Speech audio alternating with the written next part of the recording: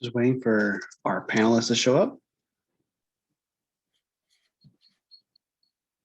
Okay, I guess I'm in the right place, right? Yeah. I just want to make sure the live stream was going correctly before we. Okay. So I think everyone else is still scheduled to show up around, hopefully a little bit before 2, but so yeah. I'm always nervous and say, oh, let me go early to make sure I'm in. So right now we are live streaming. That's why I just placed that little kind of image and placeholder. But, okay.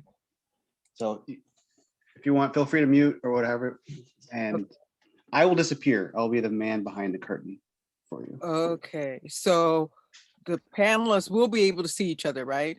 Yes. Okay, all right, okay, thank you.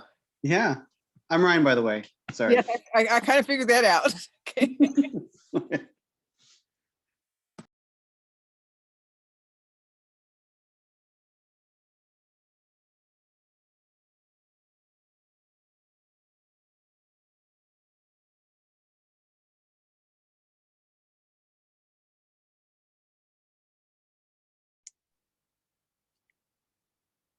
Hi, Francis. Hey, Davern. I made it. Yay! Nervous about it, but I made it. I'm here. So.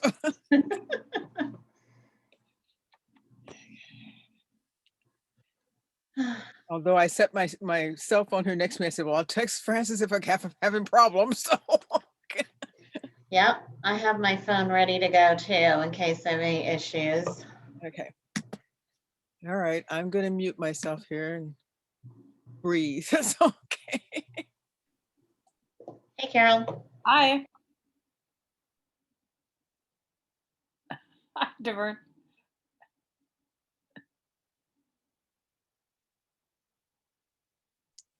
Hi, Carol.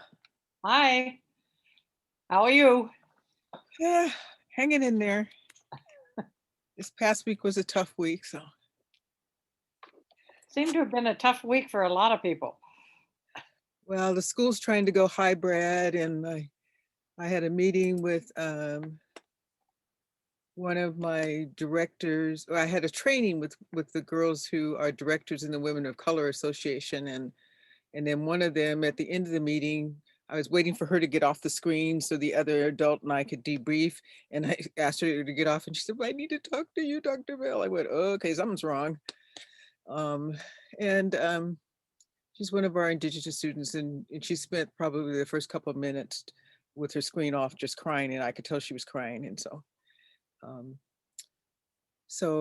the gist of it is, which I told her I truly understand, is, being isolated and everything, they're not even able to come together with each other to talk about the racial stuff.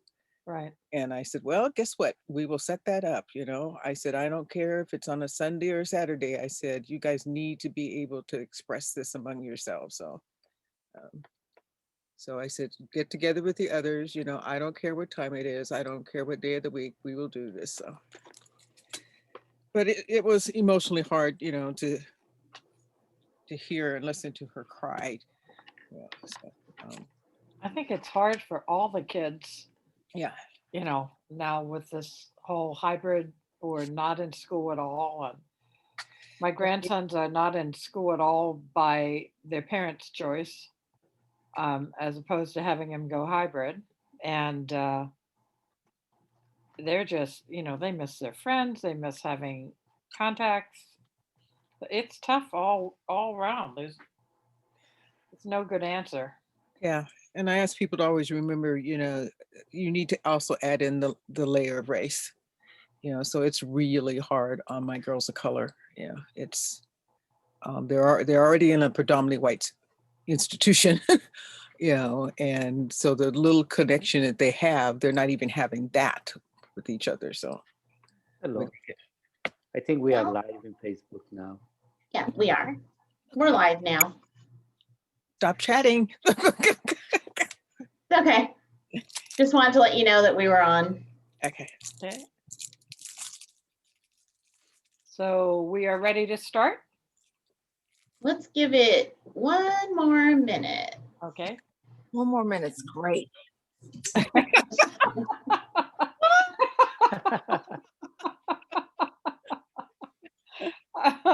I can tell this is going to be a very informal Facebook Live. It's not streaming yet, is it? Yes, it Yes, is. That's the reason I'm not going to tell you something. I'll tell you later about that dash. There we go. Okay, don't do what I did once. So. We'll wait until, well, right now it's 1:59, so let's give it 1 more minute. Okay. And then we should go ahead and start.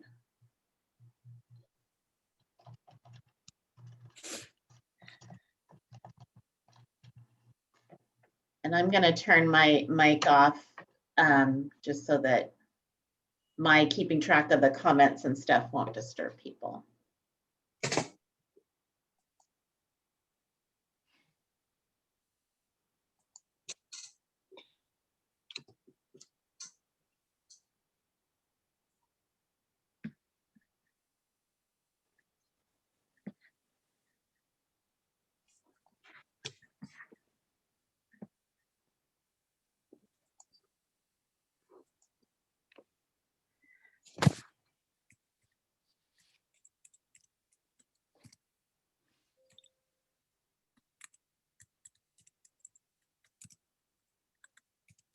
Okay, I think we're ready to start. Good afternoon. I'm Carol Boyden and will be moderating this panel today on systemic racism. I want to say a big thank you very much to Ryan Chase for managing our technology, to Francis Farrell, who will be answering our questions. We'll be keeping track of questions that you may have throughout the presentation, and then we'll be available to put those on the screen for you to for them to be answered at the end of the program.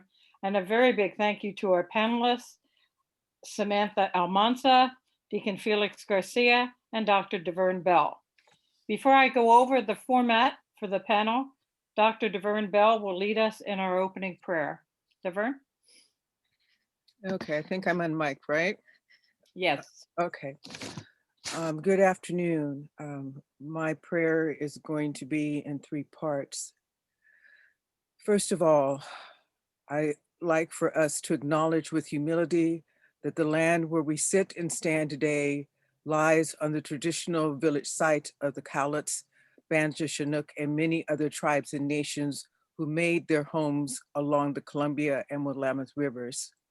Let us be aware that we occupy their homeland, that their presence is imbued in this land and their legacy is all around us.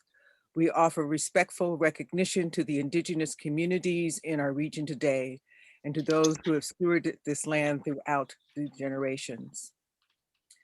2020 was a difficult year, and as we enter 2021, still dealing with COVID-19, remote learning, being separated, and the continual perpetuation of systemic racism and violence in our country.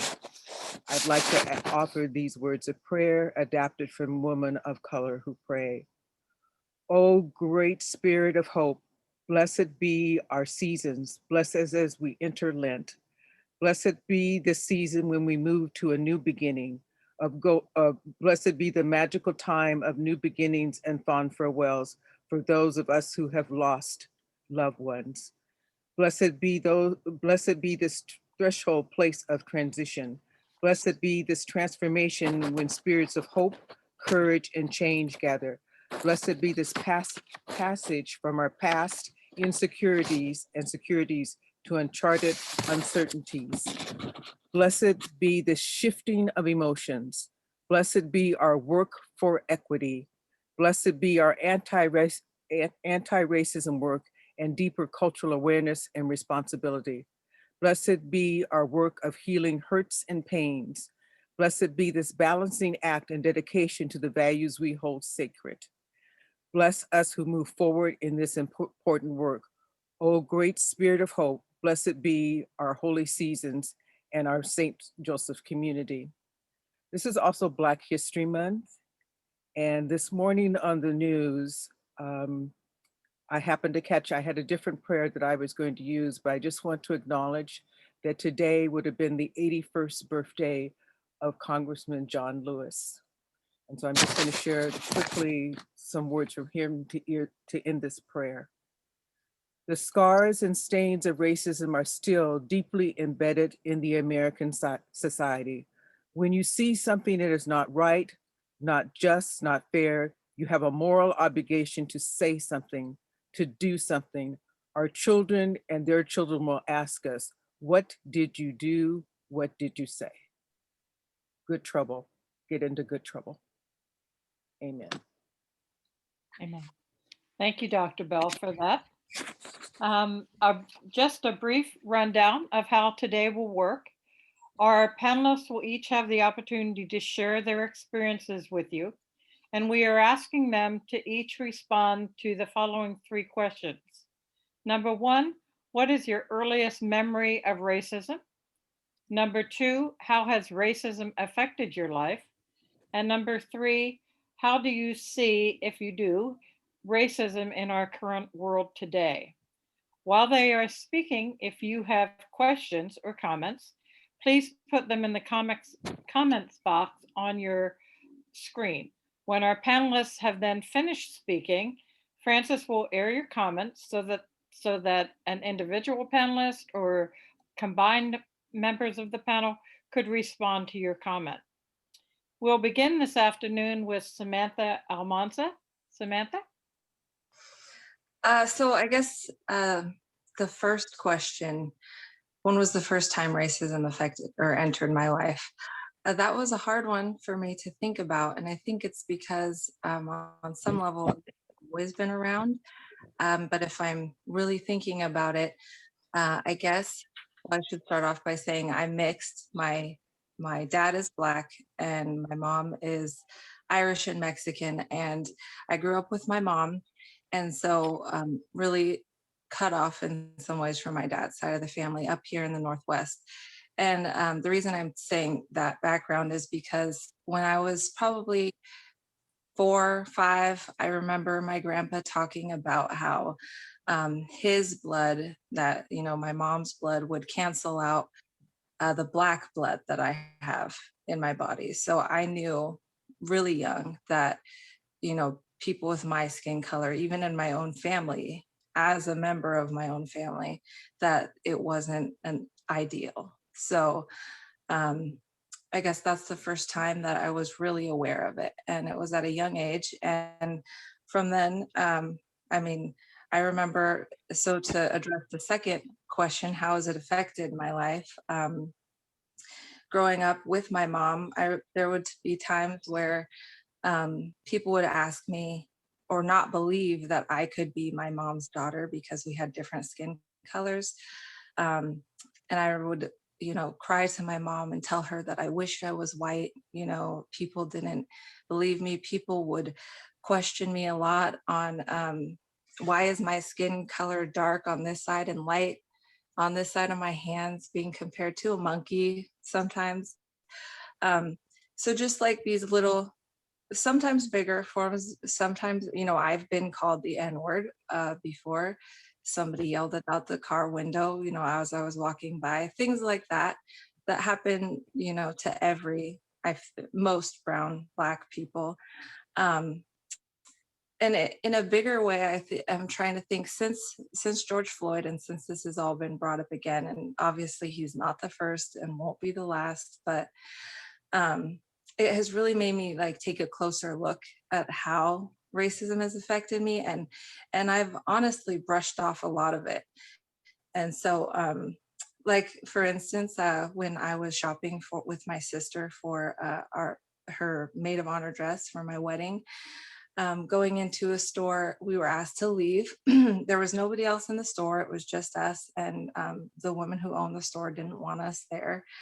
And being followed around by store owners or managers is common, but something that I'm used to. I feel like when I was thinking about these questions, I'm thinking about people in my own family in California who have been abused by the police, or, you know, who've had more racial injustice than I feel like I have had.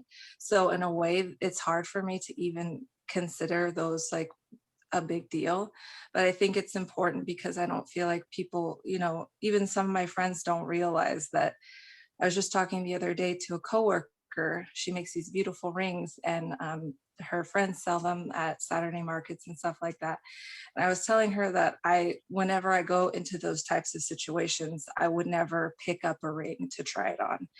And if I really wanted to, I would make it a big deal that I'm picking it up, I'm putting it on, now I'm putting it down. But usually I just won't do that.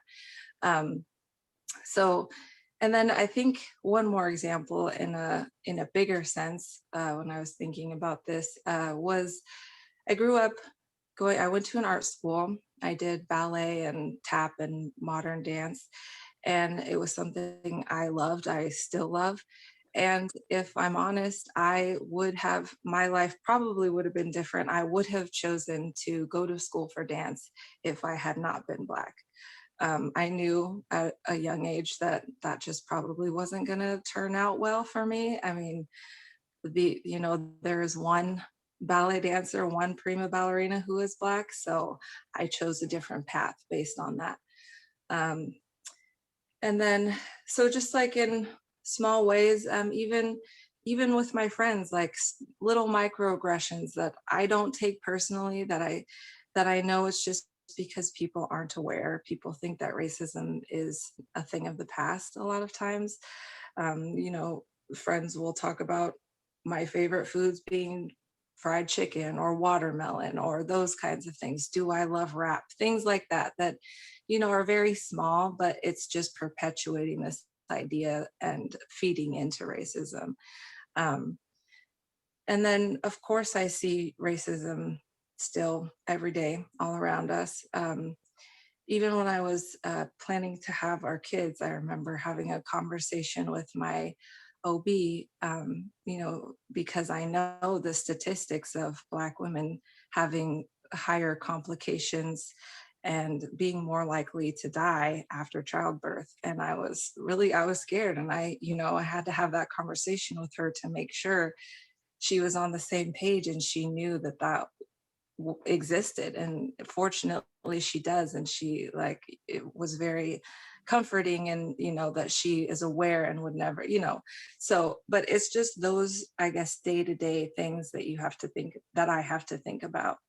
The Capitol insurrection, I feel like a lot of people did not see that for it being completely racist. Seeing the Confederate flag in one of the highest buildings in our country was infuriating to me. That whole week was really hard for me. So, I mean, there's racism from the small little day-to-day comments that you get, or then when you want to see your doctor, being afraid of taking any kind of pain management if you have to go. I was actually at the ER near the beginning of COVID with my sister, and the doctor was kind of dismissing everything that she was saying, and was about to send us home. And he was like, I don't think it's probably, it's probably nothing. And he said, we could do an MRI if you want. And I said, she was about ready to go home. She didn't want to say that she was in pain because she knew that he was just going to think that she was after drugs. So she just suffered for the 5 hours that we were there. And then I said that I wanted the MRI, and it turned out that she had appendicitis and needed surgery like right away. So those are kind of the examples that I'm talking about. If she had gone home, would she be okay? Would she be dead? I don't know. But it is a thing that, and even though I wasn't shot in the middle of the night in my sleep, and I know that's happened to a lot of people or whatever it is, I think it is important to talk about these smaller things, just to inform people that even on a small level, I face racism every day in those little ways, and other people. And I'm fortunate not to have had those major interactions, but you know, other people obviously do. So Thank you very much, Samantha, for sharing. Deacon Felix. Hello. So how old I was when I was aware. I think I was 18. Before that, but my background is a little bit, I grew in Mexico, in a little small town. Most people were poor. That was the reality. And there was a family from another country who always was clear that they feel that they were superior to us. But it never affected me. It never affected me because the majority of the time we were poor. In that poverty, we support one another, even if we were tell in a different or in a kind of way that we were in a lower level, like as a way that I express it.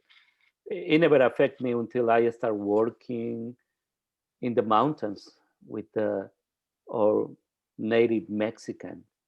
I remember it was the day that I was working with the priest, and we invite other people from the city to come to help us in the projects that we have.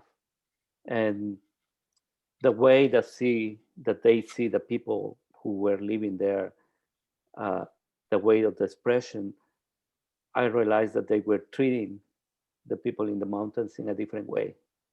They looking down to them. For me, it was really hard because I cannot make a difference. I know in my heart, deep in my heart, I know that they didn't have the intention, the people from the city, the menospreciate the people in the mountains, that they did it.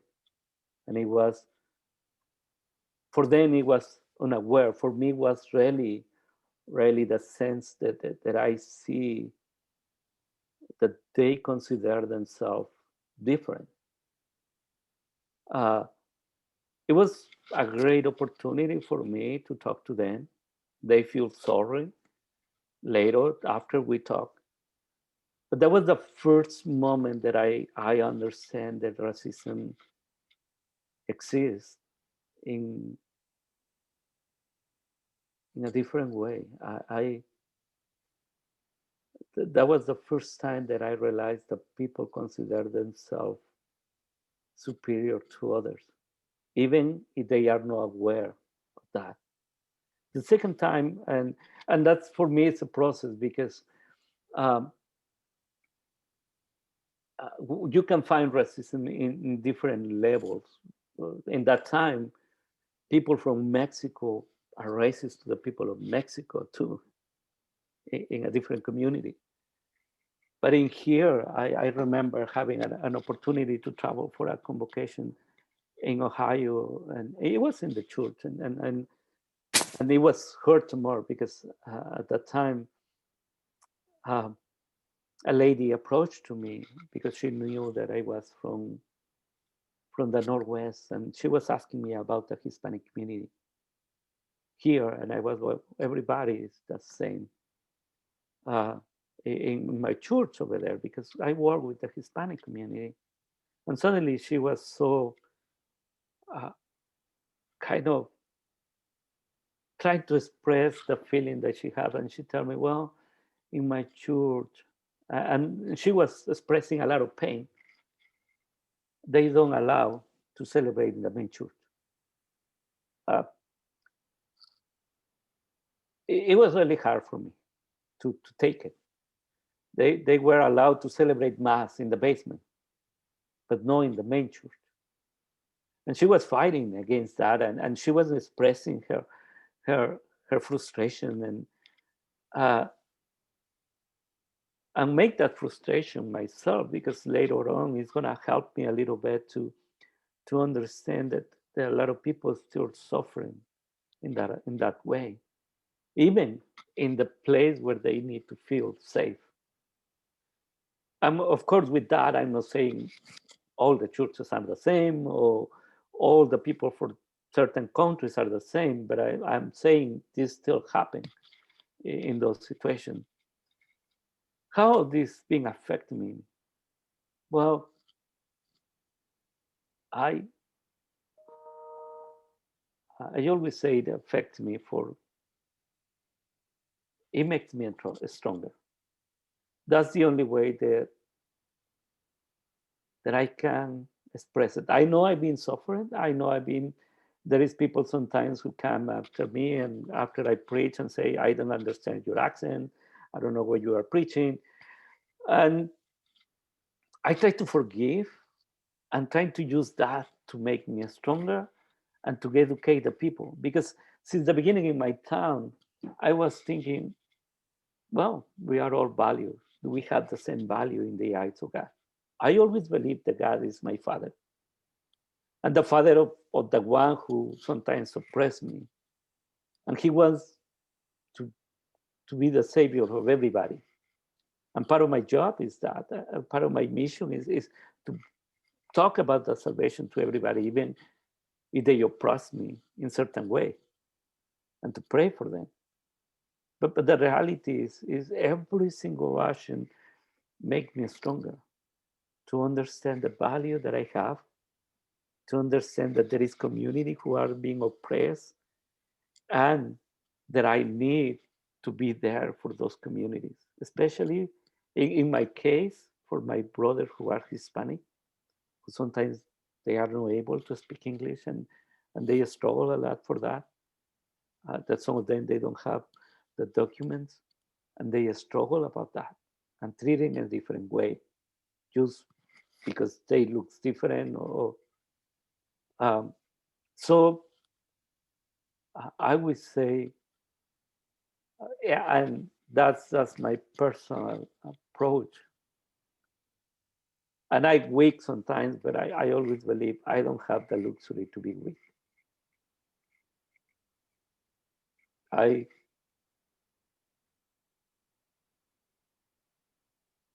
need to be strong for my community, for the people who are struggle. And sometimes recently we have this opportunity, something it was called the Quinto Encuentro.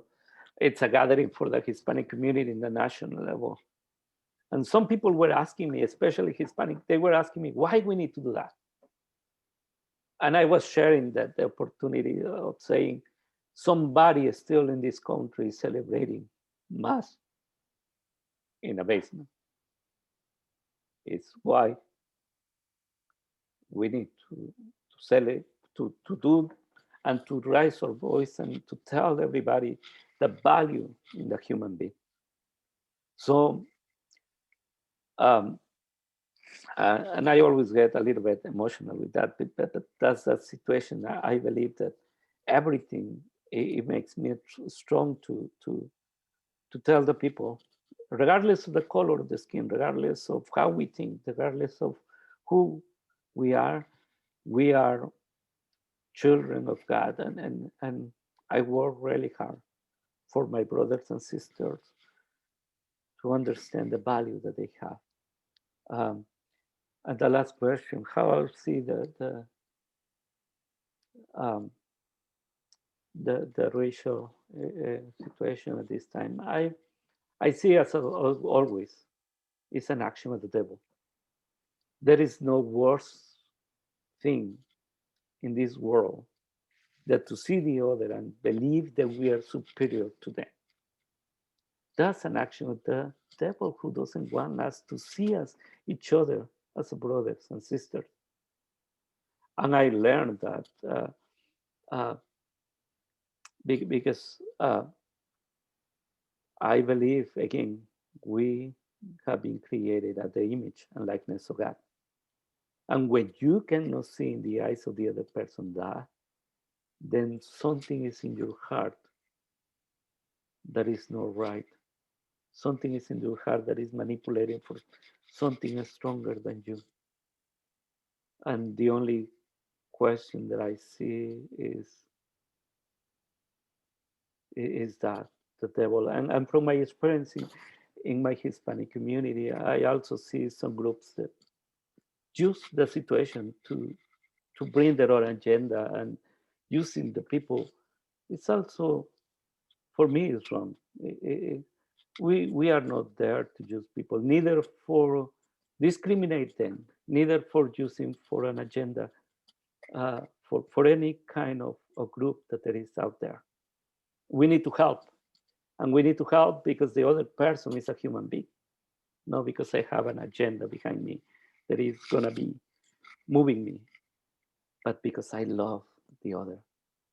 And that's what it moved me to keep talking in the church with my broken English or whatever, with all I have, to tell everybody that we are brothers and sisters. Thank you, Deacon Felix, for sharing that with us. Dr. Davern Bell? Where to begin? um, I am originally from Seattle, and I grew up in what I realize now, a very, very multicultural, very diverse neighborhood in central Seattle. Um, and didn't realize just what a value and how different that was at the time. And my parents wanted to instill in me an acceptance of all types of people. So they would have those conversations with me, but so I was kind of prepared and yet somewhat shocked as I reflected on this. Probably the very first incident of racism that I remember is my mom used to shop in a hat shop downtown Seattle, and she was in the shop, and I never understood until later why she left angrily. She'd been purchasing from this woman for several years, and I was with her and my little sister, who probably was maybe 2 or 3 at the time. And I had been in the shop with my mother before, but this was the first time she brought my little sister. And my little sister had long ringlet curls. And the woman said, the shop owner, who was white, said to my mother, her most valued customer, "What a cute little monkey." At which point I knew something was wrong. My mother got us out of there, and I can remember, as I reflect back, that the woman must have called her several times, and my mother let her know she was never returning to buy from her. But I can reflect on, you know, seeing and being frightened, watching in the height of the civil rights movement, watching the marches, seeing the dogs on the television attack people, and being frightened. And my mom saying to me calmly that this would not be something that I would have to think about in the future, that it would not be something I would have to live in my lifetime. So I'm a little bit dismayed at times when I realize that the very things that my mother was trying to instill in me not to be frightened of are still going on today. I have experienced acts of racism throughout my entire life. You know, as I reflect on every stage, you know, I reflect on being an undergrad at Seattle University, very active on campus, and having someone say to me when they met me in the person after talking on the phone about a campus event, saying to me, "Oh, I didn't know you were Black when I was talking to you on the phone."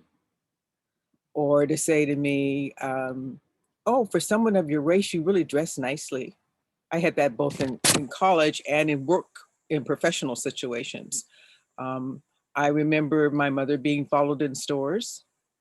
I remember myself being followed in stores. I remember people just walking up without asking permission, sticking their hands in your hair.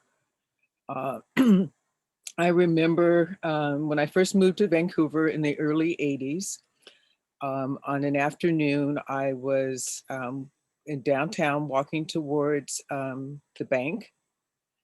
And I won't refer to them as gentlemen, but I passed a van load of men who proceeded to call me the N-word and then proceed to describe what they were going to do to me sexually. And as I reflect on it, my greatest fear at that time was not necessarily of them, but I was new in a place that I didn't know anybody.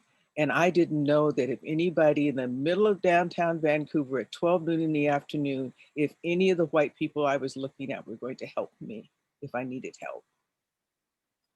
So racism, you know, is something that I've experienced my entire life.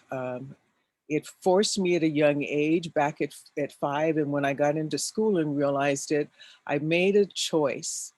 And I remember saying this out loud, and I think I was about 7, and tears saying to my mom, you know, not understanding why somebody would make a judgment about me based on the color of my skin.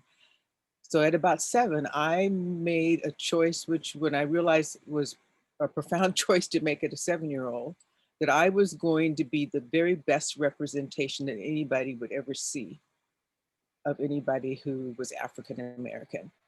And I also made the choice that it was going to be my passion, my work to do something about racism. So even through the course of doing this work, you know, I've done it probably for over 25 years just in the education systems. I have to honestly say, because of my diverse multicultural upbringing and because of the fact that I developed not what I call friendships, but more like a sibling relationship with people of other cultures, that I don't think about it all the time until something ugly happens. But I have to also say there's always a constant awareness. I'm always constantly aware if I'm the only person of color in the room. You know, it's not something I'm afraid of, but I'm aware of it.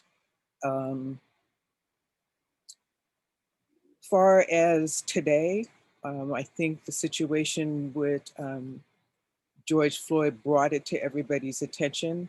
But I saw a T-shirt after George Floyd that I didn't purchase in time before they were all gone. And it said the pandemic of racism established in 1492. And as I thought about it, I went, whoa, yeah. If we look at racism in this country against people of color, when native land was stolen and taken. So racism is not something new in this country. It's not something that just happened during slavery, just happened during the civil rights movement. It is embedded in this country from the very beginning. That's what systemic racism is. It embeds every level of everything that we do. I wish I could say that I didn't think as a young child when I first began contemplating doing this work. I wish I could say that we would not be in 2021 talking about race, but we are. The situation with George Floyd, one of the benefits is of it that people couldn't deny it. People had to watch and see on their televisions a man being murdered in front of their eyes. I mean, the list of recent events could go on and on. I mean, every day I hear of something. Every day I have students who reach out to me about a micro or macro aggression or something that's been said to them. You know, it's current, it has to stop. And it can only stop by people, number one, having these discussions and really delving into the work and making a commitment that it's not somebody else's problem. Let me give you an example that hurts my soul. And it's not about getting into politics, but when the children were ripped from their parents at the borders and nobody spoke up but a few people, to hear white women say, well, I didn't think about it. And I'm thinking, and these are white women with children. I didn't think about it. You know, it didn't affect me. And I'm thinking those were children that were ripped from their parents and may never be reunited. The current events go on. And until we reach a point that everybody comes on board to have the discussions and everybody comes on board to say that this is not somebody else's problem, that I have a responsibility as a human being. I have a responsibility to eradicate racism in all of its forms out of our society, out of our community, then it's not going away. You know, I wish I could be more upbeat and say it'll just go away by itself. But 1492 till today, no, it's not going away unless we take a strong stand, do our work, have the conversations, learn, ask questions, and take action. I'm gonna leave time for questions. This is something I could talk about forever and ever, but I mean, the list goes on and on of constant incidents of racism. You know, if it's no more than somebody not waiting on you in a restaurant or following you in a store or asking you to leave a store.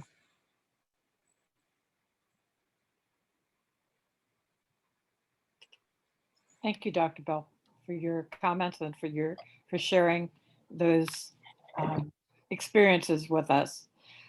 If you have not taken the time to put a question in, please take the time now to put in any questions you might have or anything else you would like to discuss with our panelists. Frances Farrell has questions that have been turned into her now, and she'll take charge of asking those questions of the various panelists. Frances? Yeah. So yeah, please do continue to ask questions. We've received a lot of messages that I just want to pass on to the panelists, thanking them individually and as a group for sharing their experiences and how valuable that is and how much we know it takes for people to do that and to make themselves vulnerable in that way. So many different messages of thanks.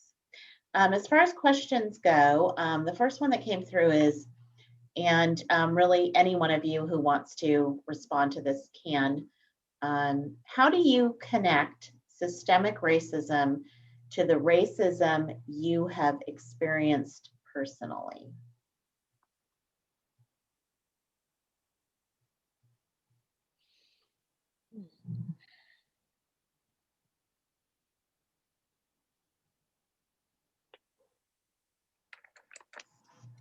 One way I can answer that, during the course of my professional career, in applying for jobs, I remember many times when I applied for a job, I was advised never to indicate on anything in my resume or anything that would give any indication that I might be a person of color. That's systemic racism. Why would I have to do that? Or if I did get interviewed, to be asked questions about my culture, you know, or how would that impact my work? My culture had nothing to do with the job that I was applying for. I'm trying to think of some other incidents that have come up. Both Samantha and I mentioned this, being followed in stores. They don't follow white people around in the stores, you know. I would tell you a quick little funny story. That involves my mom. We had left Mass after and stopped at the grocery store. My mother had on pantyhose that were too big. And so she was constantly pulling them up, you know, as she's pushing her cart. And when she got ready to check out, the security guard came over and accused her of stealing. And my mother must have had like $300 worth of groceries on the counter had been rung up. Well, if you know my mom, you know, she said no. And she said, my pantyhose were too big. And mind you, she's got all her little children with her, my sister and my brother and I. And so he was very belligerent type thing. Only my mom. She pulled up her dress, pulled off the pantyhose and handed them to him, and then turned to walk out. And the clerk said, well, what am I supposed to do with all the groceries? She said, that's your problem. You know, I've been followed in stores, you know. Another another thing that I witnessed in Vancouver that I thought, again, systemic racism. It was Christmas time. I was returning something to the Fred Meyer up off Chocolove, and the person in front of me was a Black female, and I happened to know who she was. She was a police officer, and she was returning duplicates of what her mother-in-law had sent for Christmas. And she had the receipts. And this person at the customer service desk, you know, wanted all kinds of stuff from her that she couldn't have possibly bought it, on and on and on and on.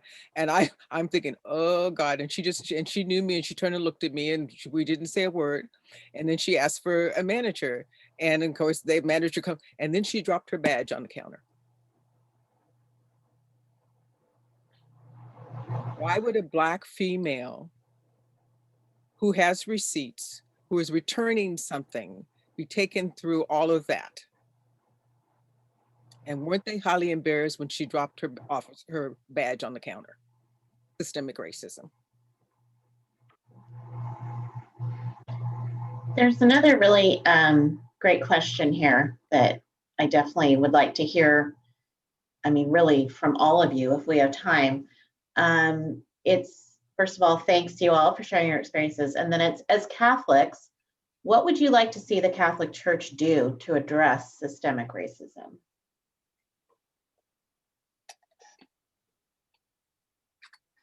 I think for me, I would like to see priests at the very lowest level, church by church. I think that, I mean, I know a lot of, you know, there are a lot of white people that give a lot of money to the church, and I understand that, but sometimes it feels like a slap in the face, you know, not, you know, for things to go unsaid, for the Capitol insurrection not to be called out for its racism, because there are a lot of brown people in every Catholic church, you know, here in Vancouver and in America, so, and across the world. So I feel like at the lowest level, I would like to see priests, even though they may lose people, and I know our church has, to call it out for what it is. If we can't even admit that systemic racism is a thing, that it's in our churches, it's in the medical system, it's in every system, which is why it's called systemic racism. That's the only way I think that people are going to start being educated, and people are going to feel like, okay, I'm being heard. My priest knows that this is real. You know, so I think it's just that's where we have to start for me. I think at the lowest level, the staff, priests, deacons, lay people all have to be on the same page that this is real, and here's how it affects people every day, and then figure out a way to combat that. Thank you. I would totally agree with Samantha, and that even definitely on the lowest level, and it should not even matter if you have people of color in your congregation at all. The conversation should be happening. The acknowledgement should be happening, even if it's an all white congregation. You know, what's that saying, that the most segregated hour or day of the week is Sunday? Yeah. You know, and you know, I'm a member of the committee, and I've shared with them. There have been a few times I've been attending St. Joe's since the early '80s. There's been a few times that after Mass, I've gone and said to whoever the priest was, how come you didn't say something about this? It just happened in the news. Yeah, for me, one of my dreams as Hispanic is to facilitate encounter among the children of God. Is the way that, and I say that because I, for sure, there is people, and I find people, again, as I mentioned before, who intentionally, they believe they are superior to others. But there is other people who, they don't know how they express in certain racism, and that the bishops of the United States express that in their letter, Open Hearts, until somebody share with them the experience. I like to share my experience, how I came to this country, how I struggle in this country because the language, because I don't understand the culture, because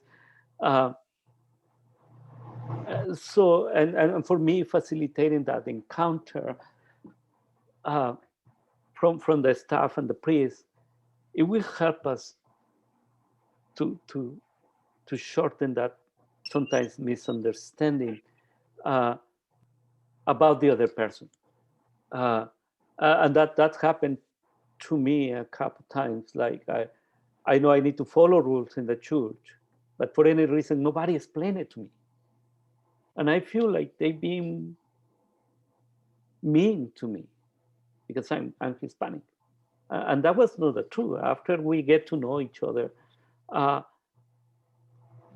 mean, it's still we can call that racism because you don't understand it. Without conscience, we still do an action that hurts another person. I've been in that situation, and I, in both sides, I need to stop. I seem like, for example, Hispanic people talking about other races bad, and I need to stop it too. But I realize when we facilitate the encounter and when we get to know the other person, that's opened my heart in a different level. And the best place, I think, is the church. It is the church, the Sunday, as Dr. Bernard say, it's not a moment to see that if you are white, black, Hispanic, or brown, or any other color, but what you are there is children of God who need to encounter. And we use this beautiful word for the whole Hispanic in the whole country and Latin America, that you need to encounter, that you need to see in your eyes. Because when you see the eyes of the person, you don't see anything else. You start discovering who the person is. So if our church facilitates this encounter among culture, among races, among the children of God, we can make an advance as you can imagine. Thank you. Okay, we have quite a few other questions, so let's go on. So one here that says, in today's Columbian, Greg Janes cited a 2016 study which found that the median net worth of white families in the US was $171,000, while that of Black families was $17,150. What are some ways that the playing field can be made even?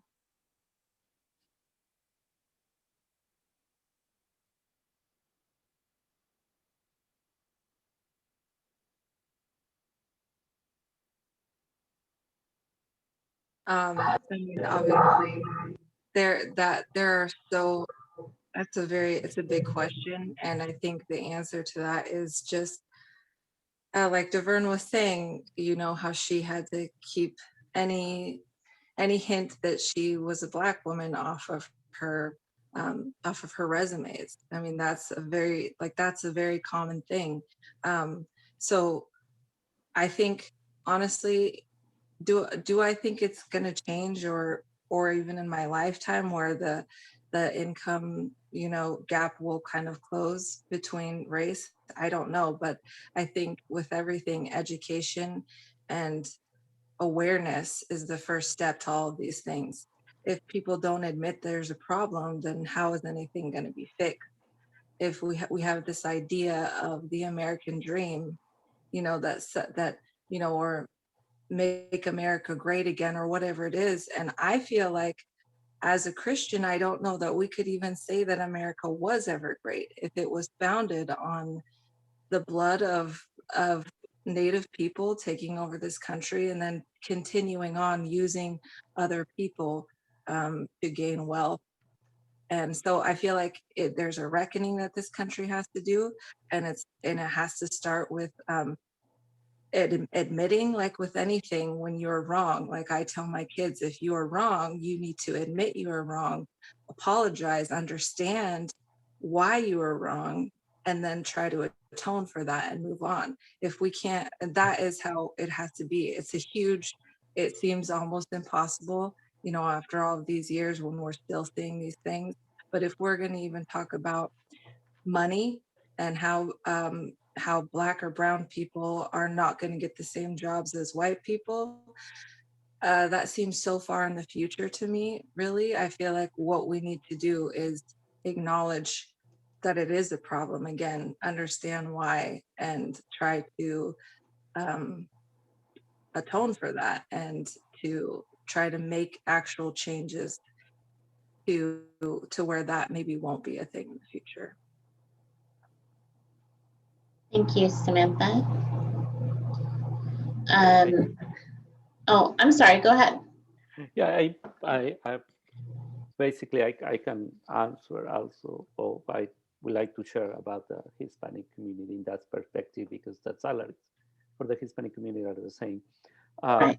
Well, first, and that's only my experience in a small town, to identify the causes why they are getting less money. I think that's really important, because sometimes it's just people who are exploring them. Like in our case, because a lot of people they don't have documents, that's a really fragile opportunity, or a great opportunity for the people who want to take the benefit of that and say, we don't have to pay you what you deserve.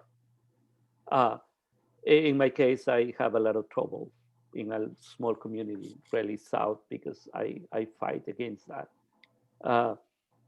And also making really strong statement in telling my brothers and sisters, you still have rights, and you need to fight for those rights, and we're gonna be there for you as a church. And if you need to find another job, find another job. You don't need to be there. But giving the opportunity for them to value themselves. And I say that because in the beginning I say, the situation for me made me strong, but not everybody has the same possibilities that I have. So there is people who are stuck with that job because they need to sustain their family, they need to do that. And again, educate them in the right, what they need to ask for, educate them in to become a better person, but also to fight against those people who are taking advantage. Of course, I was not popular in that area, and I try to be respectful for the companies that I talk to, but I need to speak out to the people and say that's not right what you are doing to the people, regardless of who is, again, this point where they were Hispanic and they were working really hard to get their money and they were not getting. Thanks to God, we were able to pull some people from that company and move it to another. But now they are better. But always education, I think, is a key there. Okay, we have lots of other questions, so I want to move on to another question. There's one about, somebody asks, as an employer, I am struggling to find resources for starting a robust, and then she has in parentheses, not transactional, but transformational DEI process. How can I put together something that is not religious or political? So probably like in a secular setting, how can she stay away from anything that comes from a faith-based place or from a clearly political place? Any ideas, any of you? I know, Dr. Bell, that's a lot of your work, so. Yeah. There are plenty of resources. There are plenty of AI consultants and organizations that only focus on that. You know, I've done my DEI work in the education system, for private corporations, and for the state systems. So DEI is now taking an uprise. I see a lot of publications going on, ask for people asking for DEI resources. And it is a direct result of the protests and the deaths of George Floyd and Breonna Taylor and other things this summer. So I would say most of the DEI information that I am aware of and use is not coming from a political or a religious point of view. Like I said, I've been doing this for over 25 years. So Maybe something that would be helpful would be for us to at some point maybe be able to share with people some resources around that too. This is a really interesting question, and I know I've been a part of conversations around this before. Somebody says, I would love to see every church acknowledge the vast racism that exists in the abortion industry. It was popularized in the US with eugenics and is running rampant. More abortions than births in New York amongst African Americans. And she just expresses sadness about that. Do you guys have any kind of comments on that or reflections on that?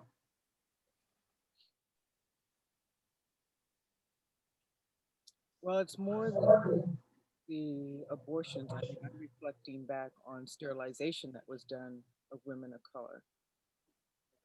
So so that's a whole deeper conversation. Besides the fact of just that side of it, there's the whole thing of sterilization of women of color. So. I think it would be, I mean, if like Dr. Davern said, if there's a lot of interesting articles and about sterilization of women of color who, I mean, it happened up until the 70s.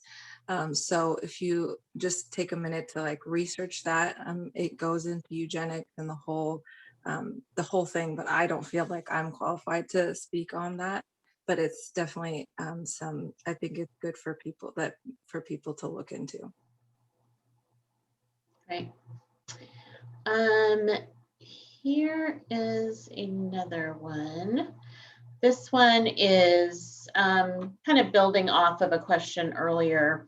It's, is there something faith communities can do with and in their worship spaces to make them more welcoming environment for BIPOC people?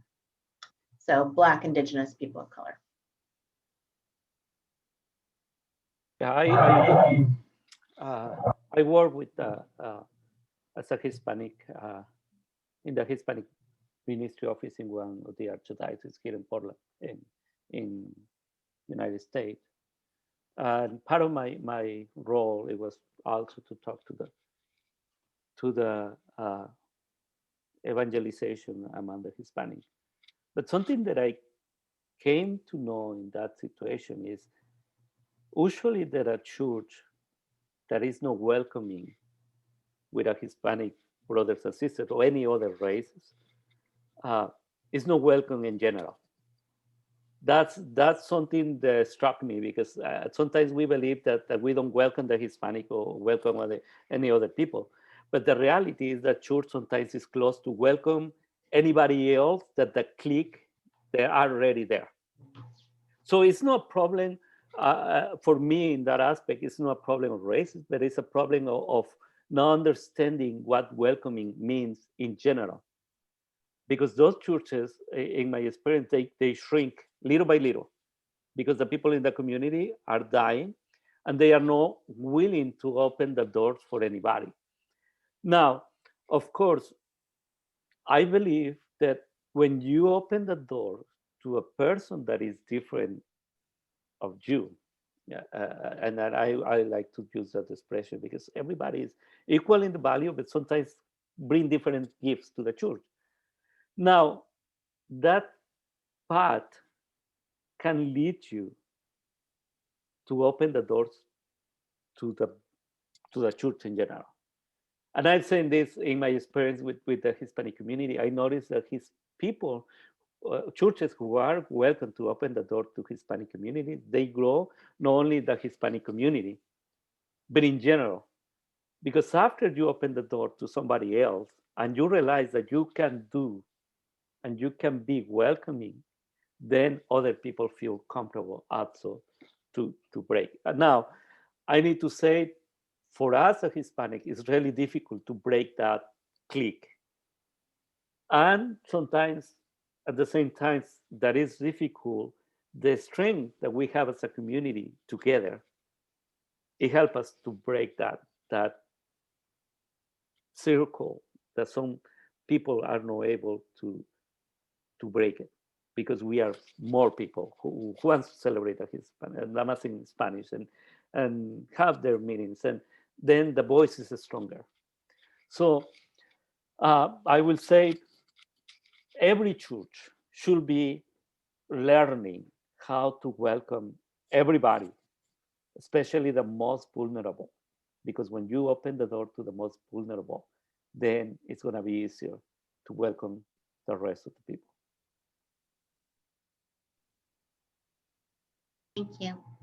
I love this next question. I think a lot of people would like to ask this actually.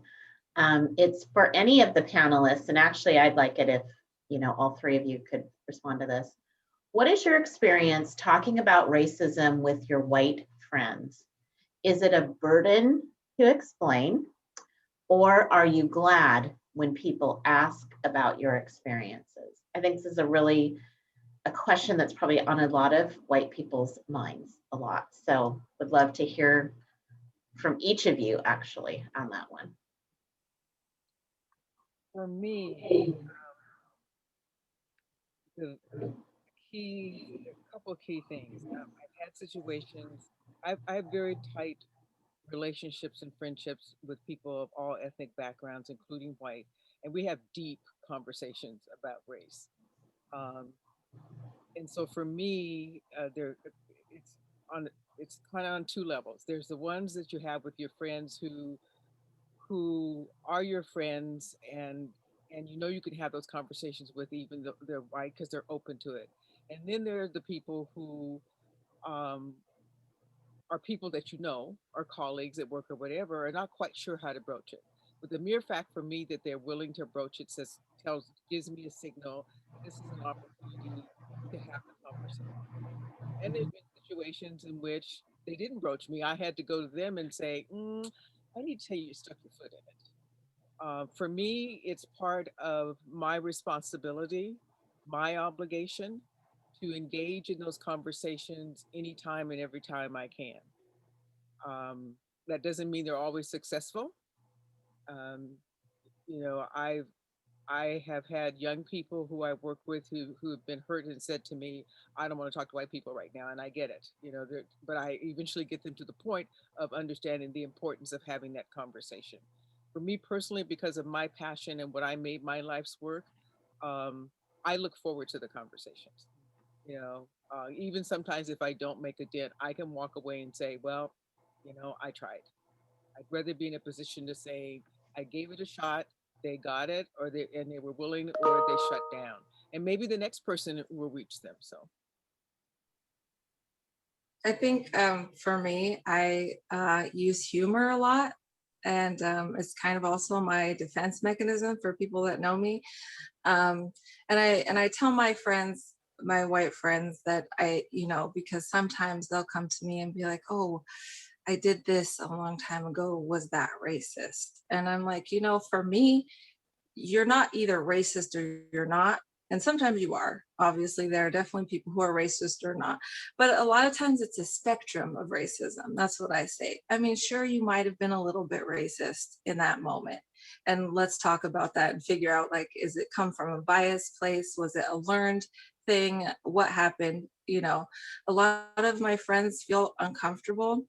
There are a lot of, I remember, sometimes I'll say a joke. I'm like, oh, was it because I'm Black or whatever? And people are like, oh, why do you always bring up race? Why is it always? I'm like, is that uncomfortable? Like, like if that's why we need to talk about it, you know? So I feel like there's a lot of different ways to approach it. I use humor a lot with my friends. I've kind of decided, because it's hard for me to call people out for when they're being racist. So I've like adopted this thing that I am doing now. Like if somebody says something accidentally racist, you know, I'm like, yikes, you know, like it's easy for me to say. And it's like, oh, it's like, oh, okay. Then they're like, oh, I realized maybe that was not okay to say.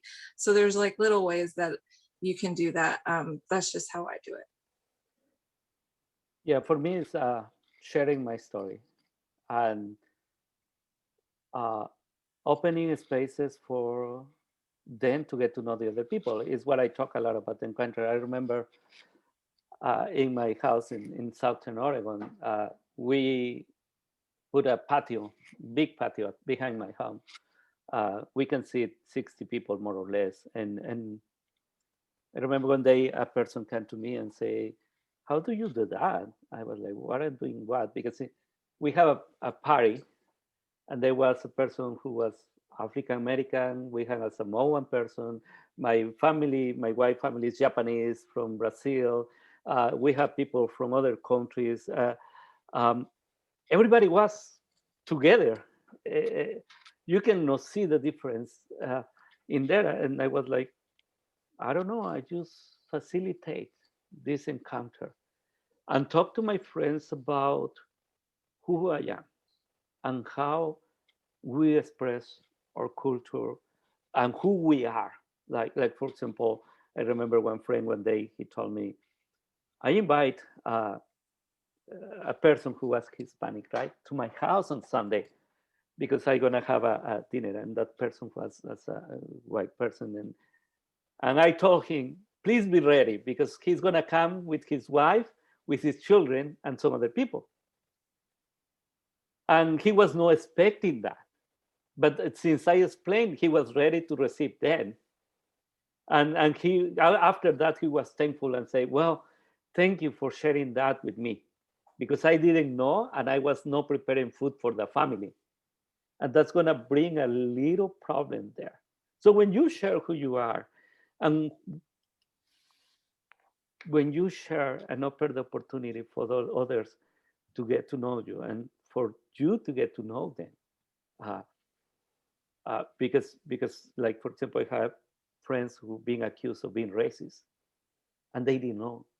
They didn't know that they were doing something that hurt the other person. So sitting with them and explain what happened in that moment, it makes them to think a little bit in a different way and open their eyes more. And also, I would say there has been some difficult times where people, they are no closer to me, that they don't know my whole background. They still don't get it, and there is people who won't get it probably. Still, I believe that my obligation and my moral duty is to share and to talk to them and to see that everybody has the same value.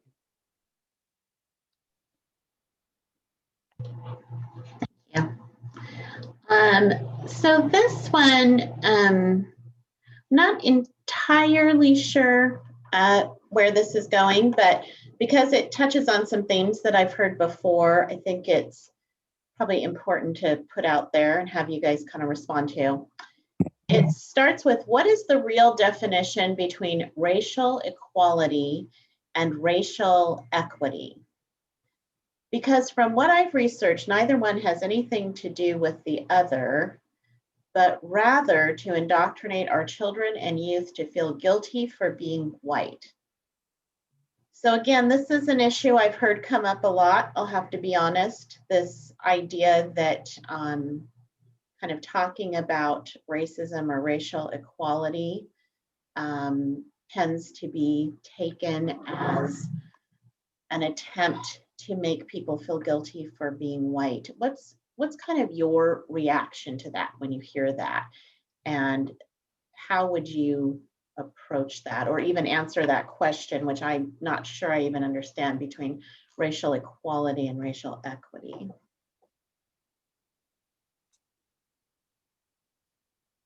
Yeah, I believe that can enlighten a little bit or help a little bit.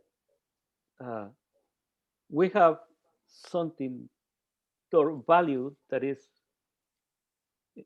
intrinsic for us, who we are, how we are.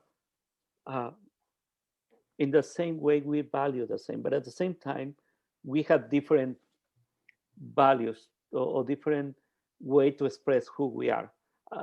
And for me, it's a little bit difficult to explain even to my children. We are people who hold the same value. We were created in the image and likeness of God, but at the same time, everybody and every person is different, unique, and that person should be expressed who they are. Now, to be a more concrete way, if you see a person from El Salvador, for example, a lot of people hear that they don't know, they say, he's from Mexico. Well, south of North America, there is 21 countries who are who speak Spanish. And we are, for me, everybody value the same, but everybody express their thing in a different way.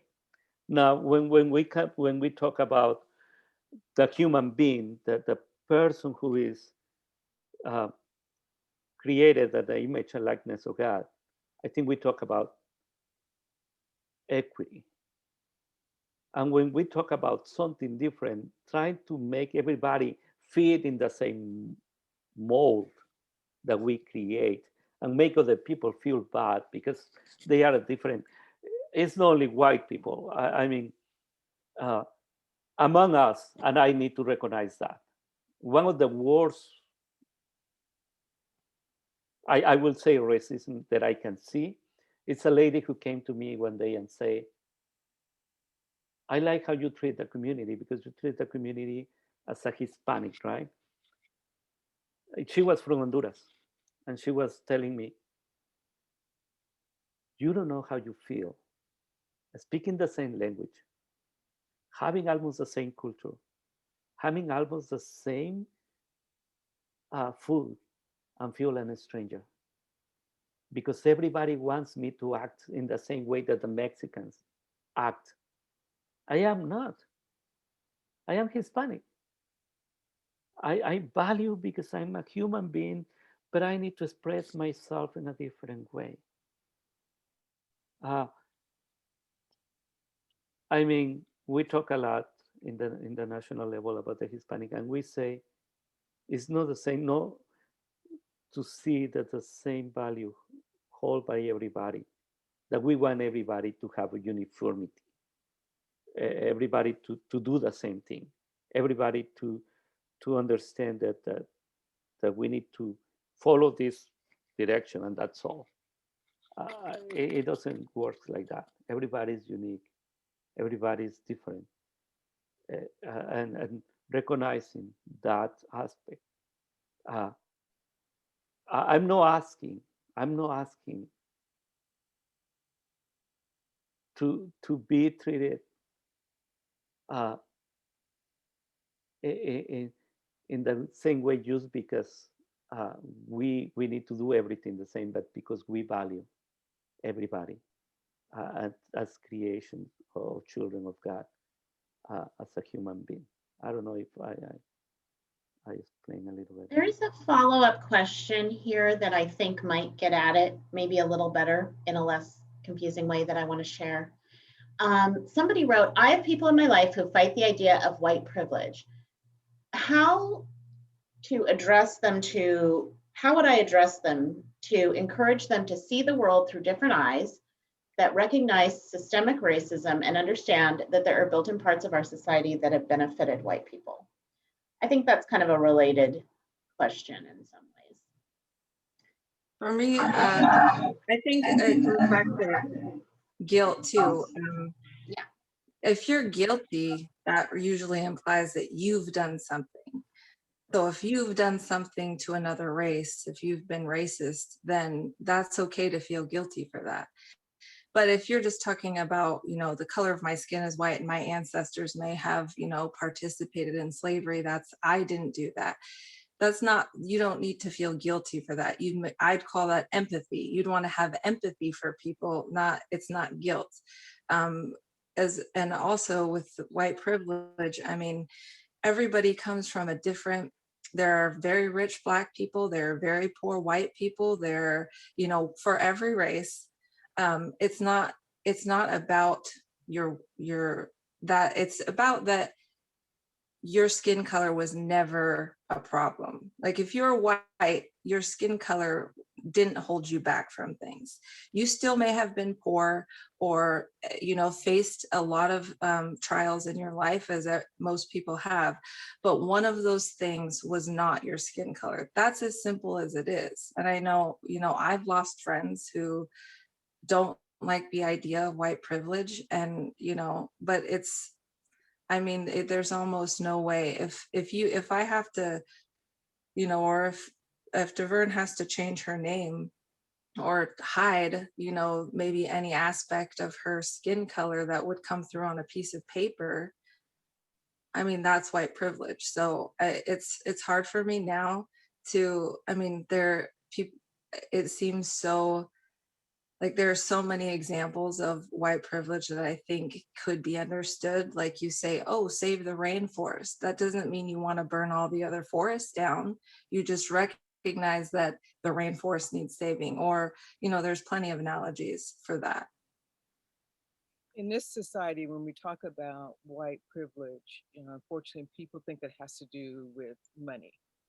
It doesn't have to do with money at all. Basically, what it is that you, as being white, never have to worry about the fact that your color of your skin is going to stop you from achieving or doing anything. That's not the case for people of color. Whether it's on our minds all the time or not, it's there that we have to think about that when we enter a certain situation, or where we go someplace, whether or not it's our skin color is going to be an issue. I'm going to go back here a little bit on the racial equality. What comes down for me that strikes me the most is remembering back when the Constitution was first written and the revisions on that, when slaves were only seen as 3/5 of a human being. A human being is a human being. So when I bring it forward, I think about the whole issue of voting rights right now. That people of color in certain states had to jump through hoops or were denied their right to vote. That's equality. When I think about it in the education systems that I've been in, when we talk about equality versus equity, I love the story is when we're talking about young children having shoes. Equality is all children that come to school have a pair of shoes. Equity is they have a pair of shoes that fit. So that's some reflection I would like people to think about. It's not about making anybody feel guilt. It's about asking the simple question, are we treating everyone exactly the same? And are we providing them the services so that they can achieve the greatest potential that they can? Because I look at it, whether it is a white child who has Down syndrome or some other physical things that are keeping them, are we providing equity for them? Are we providing the services that give them the opportunity to be the best they are, regardless of the color of their skin?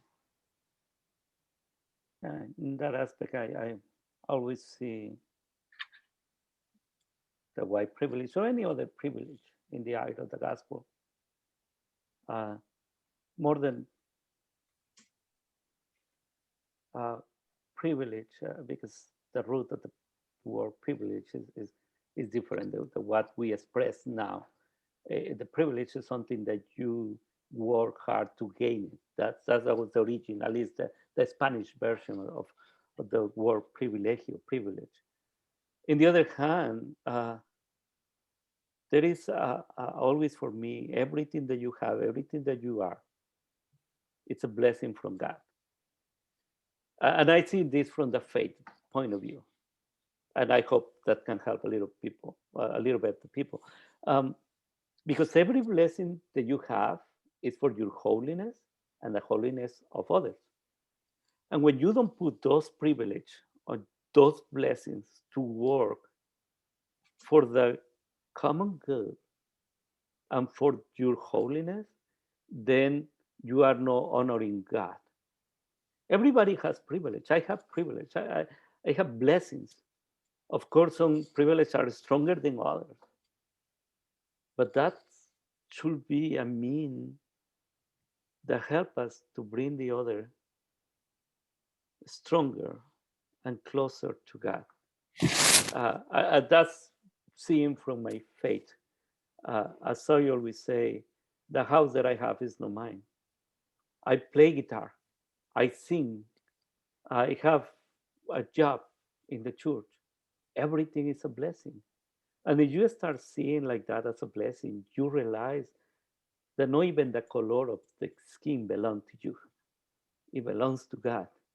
And it's for a purpose of for you to be holy and to put everything that you have at the service of the others, for them to grow and to be holy. That's how I see the privilege. And it helps me, it helps my friends. And that's, for me, it's a biblical way of seeing it. Is everything comes from God. And we have everything that we have for any reason. And the reason is for us to become holy and to help others to be holy.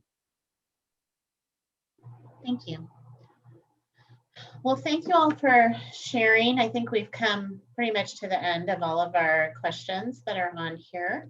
And we're also getting close on time. So I'm sorry if I missed anything. There were a lot of great comments, and you all can go back and look at those on the recording as well. There's a lot of people sharing definitely their thanks. There's one new comment that says, to follow up on Dr. Bell's analogy on equality and equity, equality assumes that everyone has the same needs and the way they are treated is the same across the board. Equity is making sure people are being treated based on what they need. I think that's a good way of summing that up. Thank you for that comment. Carol, I'm going to hand it back to you to wrap this up. Okay. I'd like to very much thank our panelists for sharing and for getting as personal as you did as we did this discussion. This is hopefully a beginning. It's by no means an end.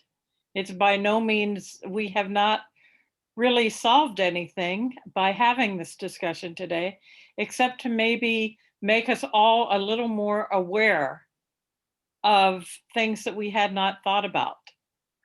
And I always think back, having been a foreign exchange student when I was young in another country, that was the one time in my life when I was a minority. And that really made a difference in how I saw the world from then on. And I think it's helped me in my personal being to be able to listen and to be able to try to think in terms of treat others as you would like to be treated. And you are no more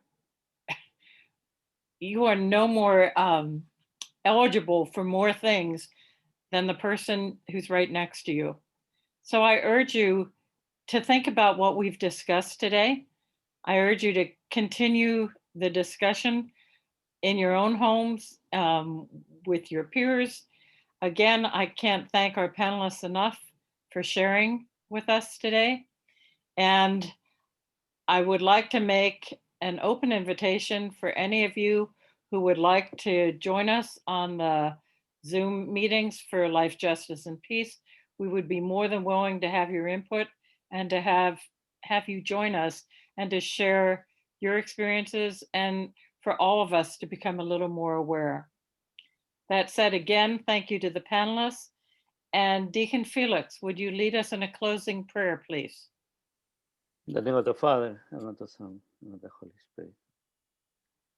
Heavenly Father, we thank you for making us, human beings, your children, this image and likeness of you, in a community that you are with the Holy Spirit and your Son. Thank you for all the blessings that you gave us since the beginning. Thank you for all the personal blessings that you pour every single day over us. Thank you for making us equal in value, brothers and sisters, but at the same time different, with different gifts that we can share, and that those gifts bring us together. Thank you for sending your Son to redeem us, to bring that unity that we lost for original sin.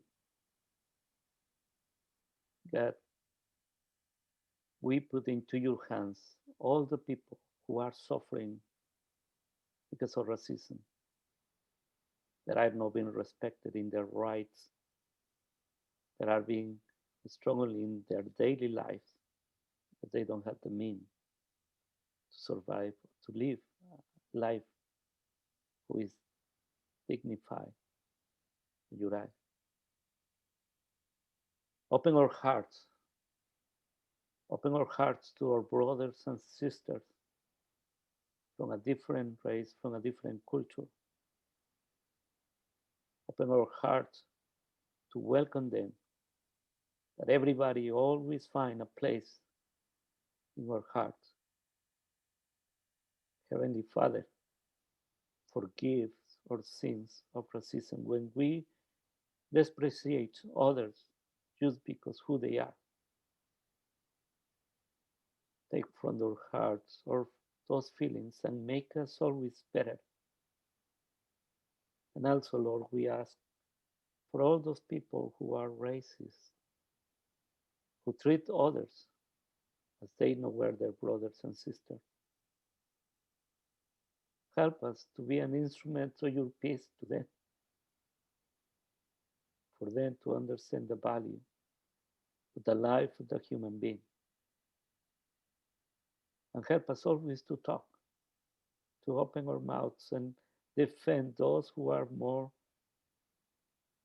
defense, those who are not protected. Bless us today with your Holy Spirit as we pray together the prayer that your Son taught us, that make us children, sisters and brothers throughout the world. As we say, our Father, who art in heaven, hallowed be thy name. Thy kingdom come, thy will be done on earth as it is in heaven. Give us this day our daily bread, and forgive us our trespasses as we forgive those who trespass against us. Lead us not into temptation, but deliver us from evil. And always bless us in the name of the Father, the Son, and the Holy Spirit. Amen. Have a good afternoon, everyone. Thank you for joining us. Thank you. Thank you all. Bye.